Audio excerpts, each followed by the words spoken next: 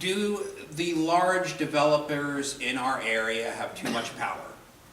And two, are we growing too much too quickly? Can I give a little explanation with it? If you need it. Okay. So, do the developers in our area have too much power? In the essence that when you have a development and it's under administrative approval, the conversation is between the developer and the city staff. The community is not a part of that discussion with administrative approval. So in that sense, yes, when you're talking about a public hearing where you go through the public process and the administrative approval process, then I would say probably not. Then I would say it's pretty fair. And what was the second question? Are we growing too much too quickly? Are we going too much too quickly? What we're doing is we're growing without collecting fees that impact our infrastructure. And we need to start making sure we do that. We need to start having growth that is comfortable for the urban environment and for the community, and that growth that involves the community's voice. Fred? Yes, the developers have too much power, and yes, we are growing too fast, too quickly, but the main reason why we're growing too fast, too quickly is because our administration sold us down the river by not putting any kind of checks and balances on the developer after we gave them all the rights and powers in our code to at least look out for the citizens of the city of Sarasota. What did they do? They sat and watched them developers do whatever they like. They didn't even try to check them. They didn't even come back to the city commission. If this code had been passed in 2003 and we've had city managers for those 6 years, at least they should have come back to the city commission and say, ladies and gentlemen, this is not working like you planned. Please help me be able to do something with these guys and gals, because they're taking their money and their power and dictating to me. Hagan, so much for my yes, no, but go ahead. Okay. Well, I No, I'm just making fun of myself. Mr. Atkins, did you vote for the code, the Duwani code? begrudgingly. Okay. So, we have to readdress the zoning code. That's what we have to do. There were mistakes that were made when we changed it 15 years ago that need to be addressed, and I think everybody's on the same page with that. Here's one of my concerns. Changing the process, is not the answer. You have to address it in the zoning code. That is where the public input comes into play. It's not the process. The process would actually increase the cost of doing any kind of development, really excluding any kind of affordable housing.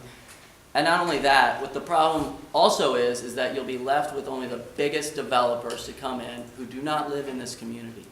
We do have developers and investors in this community that do care about what they build. The problem is that we've seen is when you get out-of-town developers that come in and they build buildings like The View. That's a company out of Jacksonville. Wait until you see the Mark come out of the ground. That's a company out of Jacksonville. They couldn't care less about what they build here. So, the way you change it is you address the zoning code. That's where we can redirect and really fix the mistakes that were made 15 years ago. And it's not a ding to you, because nobody could have known exactly how this thing would unfold. But I told I have him. to buzz, I have to buzz. We just So need we're to okay. readdress it. Okay. Susan? I told them. Yes, absolutely. Developers have the inside track. They have the inside track with staff, and they have the inside track with many commissioners who are developer frontmen. Ooh. And, you can look where the signs are, you can look where the campaign contributions are. And it's not just the code. It's first of all, getting a code passed that doesn't give developers everything they want. And second of all, it's getting staff to interpret the code in a way that follows what the code actually says. I've seen it interpreted in ways that just are developer friendly that you cannot believe. The Walmart, the super Walmart, a loading dock on a neighborhood street, all of those things were staff recommended things. And 9 18-story buildings at the quay, when we already have gridlock there, all of those things, that's an inside track. And 4-1, it was 4-1 vote for that.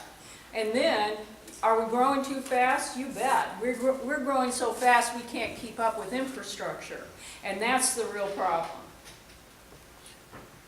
Patrick? Developers have the power, the same power that you, any of you who are property owners, it's your property rights. The only rights that developers have and the power they have comes from the property rights. And those property rights are set out in the code. And the code was established by the citizens through public hearings. Public hearings from this, and the citizens' involvement set about the code that is now controlling what rights the developers have. Now, what can we do about it? Yes, it is growing too fast. That when there was an opportunity, and it's right in my backyard. I'm the only candidate who actually lives downtown that deals with this every day. I walk through the developments, I have to dodge the traffic, and I walk by the homeless every day. I deal with it. And so what I've already done to help slow down the growth is authored an amendment to the zoning code that's going to require the developers to triple the amount of trees they have to plant. Right now, they're coming in and sidewalk to sidewalk, clear cutting everything, and the code, current code, only requires 30% mitigation. My proposal is inch for inch mitigation. And guess what? The Gulf Coast, I have to Gulf buzz. Coast We're Builders at like Exchange two and minutes. the builders are on my case saying that's an onerous amendment. And so they are fighting against the proposal. Martin? Well, yeah, these forums are getting better and better. I don't know if it's contagious or what. People are finding out. I like it. There's some passion there. And, you know, I tell you who's got too much power in this town. It's small neighborhood groups, because we have 20% people vote.